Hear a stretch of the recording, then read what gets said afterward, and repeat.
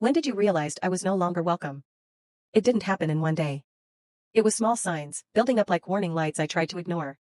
At first, it was the change in tone. I'd walk in and greet everyone, but the replies were dry, forced, or sometimes, there was no reply at all. Conversations that used to include me turned into whispers that stopped the moment I entered the room. I didn't need to be a genius to feel the shift. I was no longer seen as part of them, just a guest overstaying their welcome. Then came the comparison phase. Suddenly, everything I did was wrong. Another sibling or cousin did it better. If I achieved something, they brushed it off like it was nothing. But if someone else achieved the smallest thing, it became a family celebration. It was like they wanted to dim my light before it grew too bright. The disrespect became more obvious when they started making decisions that affected me, behind my back. I'd hear plans about the house, money, events, even family matters, from outsiders. My own family treated me like the last to deserve information. Still, I stayed quiet. But the night that changed everything? I remember every detail. There was a family celebration, big one. People came dressed up, music loud, food everywhere. I wasn't told. I only found out because someone posted a video online, and I recognized the house instantly. Laughter, smiles, my so-called family celebrating without the one person who never stopped showing up for them.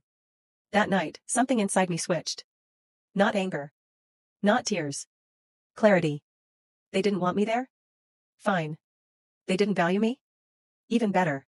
Because people never value what they think they will always have. So I made a decision. I will remove myself. Not to punish them, but to free myself. I packed quietly at dawn. No dramatic speech. No goodbye. Not even a note. You don't explain your departure to people who ignored your existence. As I zipped my last bag, I looked around and realized something powerful. This house raised me, but it never saw me. I walked out with peace. Not revenge. Not bitterness. Just a promise to myself. I'll return only when I become someone impossible to forget. Leaving wasn't running away, it was leveling up. I worked on myself in silence.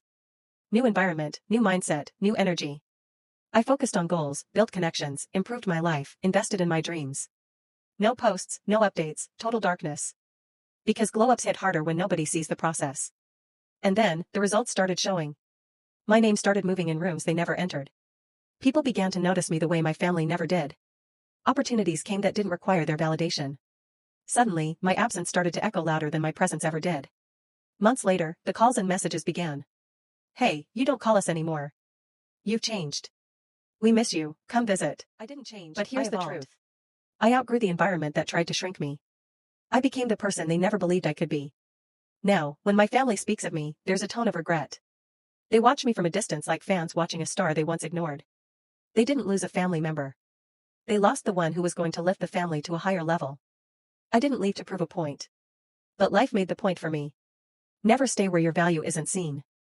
The world outside your comfort zone will treat you better than the people who took you for granted. And the sweetest part? I didn't need revenge. Success handled it for me.